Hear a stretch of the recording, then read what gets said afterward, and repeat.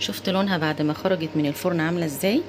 اولا عشان خاطر سنه من اللي احنا حطيناها بتاعت بودره الزعفران بتديها اللون الحلو الجميل ده غير طبعا الطماطم ومعلقه الكاتشب اللي احنا حطيناه.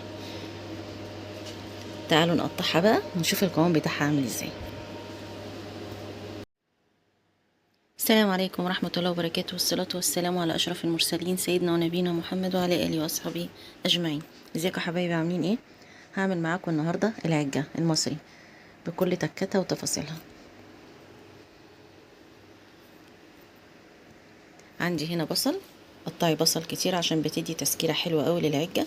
وعندي هنا كام طماطمايه قطعتهم بالشكل ده صغير قوي. وعندي هنا 3 حزم من الخضره، شبت وكزبره وبقدونس، بس حاولي تشيلي من الشبت العنقود بتاعه، يعني تاخدي من الشبت بس الاوراق بتاعته. وعندي هنا طبعا البيض، طبعا حسب الصينيه اللي انت هتعمليها. انا هعمل صينيه 30، بعمل من 6 ل7 ل 8 بيضات بالشكل ده. وعندي هنا طبعا البهارات اللي انا حطها: ملح وفلفل وجنزبيل وقرفة وشوية كمون وشوية كزبرة خضراء ناشفة. وعندي هنا كمان قالبين من الماجي لو حابة، وفي الجنزبيل، وفي عندي معلقة من البيكنج باودر بتاع الحلويات، وعندي معلقة قرفة بالشكل ده. عايزة تحطي توم مهروس حطي، ما فيش اي مشكلة خالص. يلا بينا نشوف هنعمل ايه. وعندي طبعا هنا شوية خل هحطهم كده على البيض، سنة بسيطة كده على البيض قبل ما اقلبه، وكمان سنة من الفلفل الاسمر واقلبه. وتعالوا نشوف هنعمل ايه. عندي طبعا حطيت طاسة على النار عشان هعمل فيها البصل، اشوحها تشويحة حلوة. حطيت معلقتين كده من الزبدة او السمنة او اي مادة دهنية عندك، بس لما يبقى زبدة بيدي طعم حلو قوي للعجة. هنزل بالبصلتين بتوعي بالشكل ده،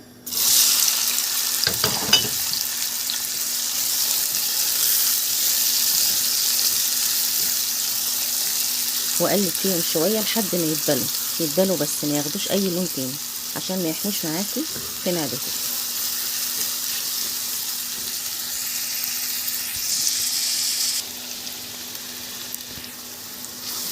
عندي البصل بيتشوح بالشكل ده، هنزل بقلبين الماجي علشان يدوبوا في قلب البصل. اما انت لو عندك ماجي من البودر فهتحطي عادي مع المكونات الجافه، مش شرط تحطيها هنا، انا بحطها مع البصل عشان تدوب بس. واحط كمان رشه كده من السكر على البصل بتاعي، واديهم بقى تشويحتين كده وبس.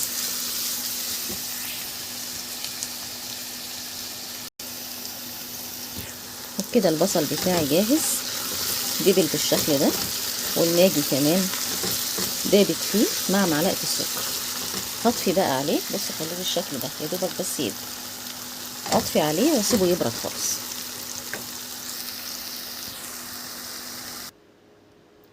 طبعا على ما البصل بتاعنا يبرد شويه عشان ما نحطوش على البيض والخضار ما يبقاش كويس، لا لازم تسيبيه يبرد او حتى يبقى دافي. هننزل بالبيض كده اللي حطينا عليه معلقه الخل وشويه الفلفل الاسمر عشان الزفاره، وهننزل بالطماطم بتاعتنا بالشكل ده، وهننزل بالخضار، وهننزل كمان بالبهارات بتاعتنا بالشكل ده، وهنديها تقليبه كده قبل ما نحط طبعا البصل والدقيق. زي ما قلت لكم البهارات بتاعتنا كلها، كل حاجه بيبقى ليها حاجه في الوصف. زي مثلا البيكنج باودر بيحافظ على هشاشه العجه بتاعتنا، ما بيخليهاش مكتوم.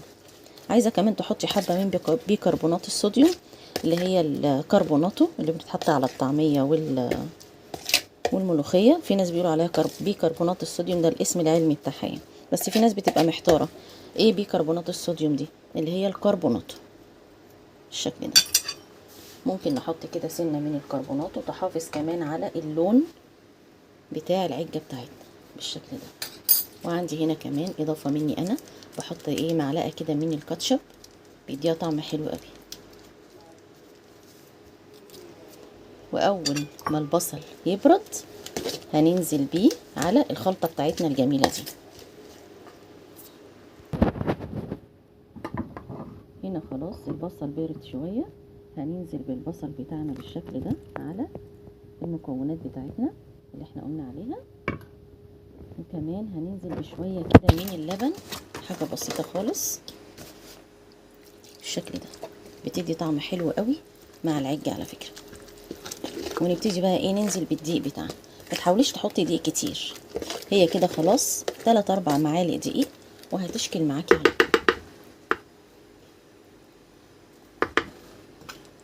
يعني تعملي معلقة او معلقتين وتبتدي تقلبي لحد ما تحسي ان العجة معاكي هشة كده مش مكتومة. انا كده حطيت 3 معالق على المقدار ده كله، ممكن ننزل كمان بمعلقتين علشان العجة تطلع معانا حلو بالشكل ده. نظبطها بقى عشان نحطها في الصينية. عندي خلاص هنا العجة جاهزة علشان ادخلها الفرن. لو انتي مش عايزة الصينية تلزق معاكي حطيها على النار شوية وحطي فيها مادة زيتية، حطي شوية زيت فيها وحطيها على النار حبة عشان لما تيجي تنزلي بالعجة بتاعتك تعمل الصوت ده وما تلزقش معاكي في الفرن. اما بقى لو عندك صواني من اللي هي البايركس او الجرانيت او كده مش هتلزق معاكي خالص. فالحركة دي تخلي الصينية ما يبقاش العجة فيها بالشكل. وبعدين بدخلها بقى الفرن.